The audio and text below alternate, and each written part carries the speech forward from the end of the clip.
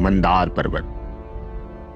बिहार के बांका जिले में स्थित मंदार पर्वत सिर्फ एक पर्वत नहीं है, वरन अपने साथ कई युगों को एक साथ समेटे हुए जीवंत प्रमाण है।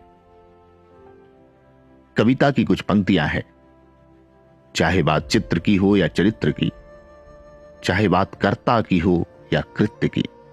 राम भी है, राम सेतु भी है, और यहां अग्नि को शुद्ध करती हर घर में सीता है।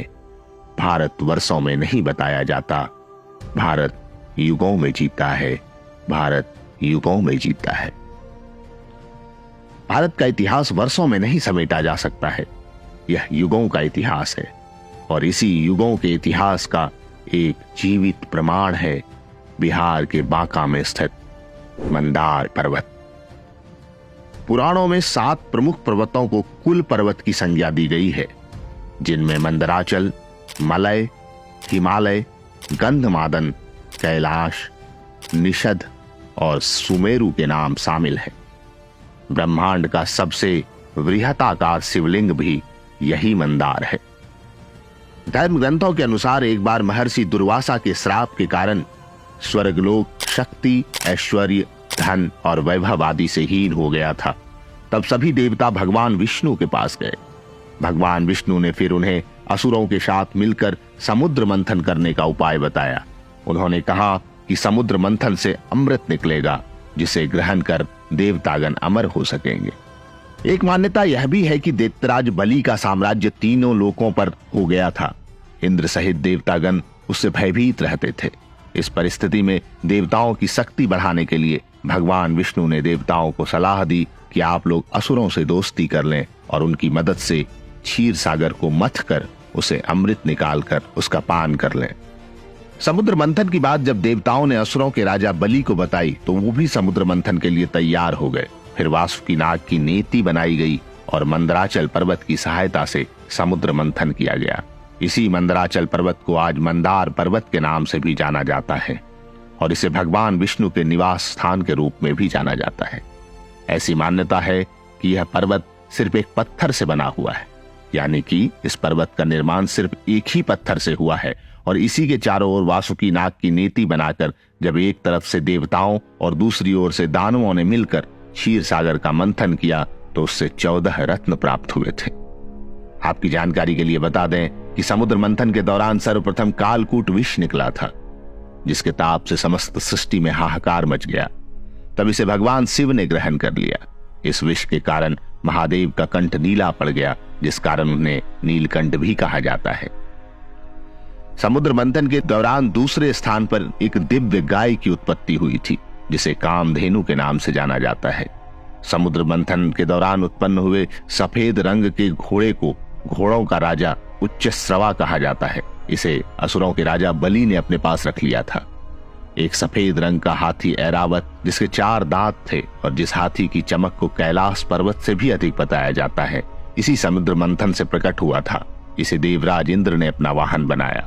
समुद्र मंथन में 5वें क्रम पर कौस्तुभ मणि उत्पन्न हुई, जिसे भगवान विष्णु ने अपने हृदय पर धारण कर लिया।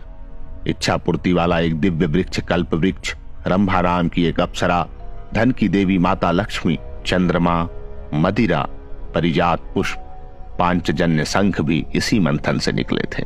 समुद्र मंथन में सबसे अंत में भगवान धन्वंतरी अपने हाथों में अमृत कलश लेकर निकले थे और यही अमृत कलश इस समुद्र मंथन का 14वां रत्न भी था। इसके निकलते ही देव दानवों में इसे ग्रहण करने के लिए होड़ मच गई और अंत में भगवान विष्णु ने देवताओं को अमृत पिलाकर उन्हें अमर कर दिया। मंदार पर्वत से संबंधित एक और मान्यता है कि चिरकाल में मधु और कैटभ नामक 2 दैत्य थे जो आसुरी प्रवृत्ति के थे। इनके अत्याचार और दुस्साहस से तीनों लोकों में हाहाकार मच गया। इसके बाद भगवान विष्णु जी ने दोनों का वध कर दिया और दोनों के धड़ को 2 विपरीत दिशा में फेंक दिया। फिर भी धड़ एकजुट होकर फिर से मधु और कैटभ बन गए और तीनों लोकों में फिर से अपना आतंक मचाना शुरू कर दिया। इसके बाद भगवान विष्णु जी ने आदि शक्ति का आवाहन किया।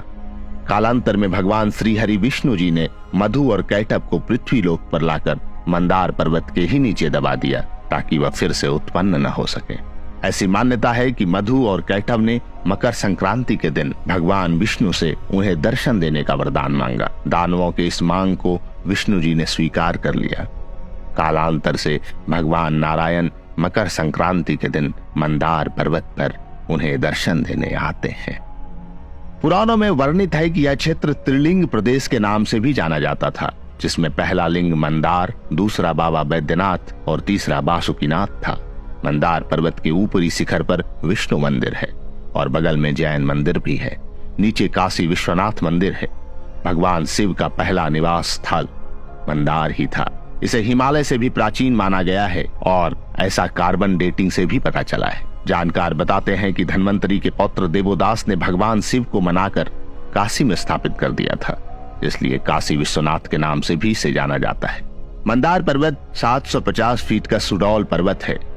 इसमें पूरब से पश्चिम की ओर अवरोही क्रम में कुल 7 श्रृंखलाएं हैं।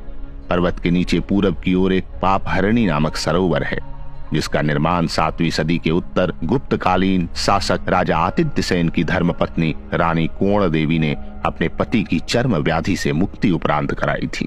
इसके शीर्ष पर भगवान मधुसूदन, मध्य में सिद्ध सेनानी कामचारिणी, महालक्ष्मी, महाकाली और महासरस्वती के साथ पाद में गणेश की अवस्थिति है। पर्वत पर दुर्गम ऋषि कुंड और गुफाएं हैं, जिसमें सप्तर्षियों का निवास है। इस पर्वत पर आरोहण के लिए सीढ़ियां बनाई गई है। मध्य पर्वत स्थित भगवान नरसिंह गुफा तक जाने के लिए 300 से अधिक सीढ़ियां बनी हुई हैं। इस सीढ़ी का निर्माण मौर्य काल के राजा उग्र भैरव ने कराया था। इस पर्वत पर नीचे से क्रमशः दुर्गा, काली, सूर्य, महाकाल, भैरव, गणेश, वासुकीनाग का रज्जु चिन्ह, त्रिशिरा मंदिर का भग्नावशेष, 2 ब्राह्मी लिपि के शिलालेख, सीता कुंड, शंख कुंड, आकाश गंगा, हिरण्यकश्यपु गुफा, पाताल का प्रवेश द्वार, मधु का मस्तक, प्राचीन मधुसूदन मंदिर, कई दर्शनीय धरोहर हैं। बौद्ध और सपा धर्म का भी यह तीर्थ स्थल है। जैन धर्म के भगवान वासुपूज्य का निवास स्थल मंदार पर्वत माना जाता है। बता दें कि मंदार पर्वत पर बने मंदिर में जैन धर्मों के गुरुओं के पदचिन्ह विद्यमान है, जिसके दर्शन के लिए लोग देश विदेश से यहाँ आते हैं। इसी तरह 1920 में सफा धर्म के गुरु चंद्रदास जी महाराज ने यहाँ रहना शुरू किया था। कहते हैं कि उन्हें यहीं ज्ञान की प्राप्ति हुई थी। यहाँ उन्होंने 1934 में एक कुटिया का निर्माण भी कराया था। बता दें कि मंदार पर्वत पर ही सीता कुंड भी है। सीता कुंड से संबंधित कई कहानियां प्रचलित हैं। कहा जाता है कि भगवान श्री राम जब वनवास गए थे तब वह मंदार पर्वत पर भी रुके थे। कहते हैं कि यही माता सीता ने भगवान भास्कर की उपासना की थी। माना जाता है कि पर्वत के जिस जल कुंड में माता सीता ने भगवान सूर्य को अर्घ्य दिया था, उसका नाम सीता कुंड पड़ गया। मंदार पर्वत पर पापहरणी तालाब स्थित है।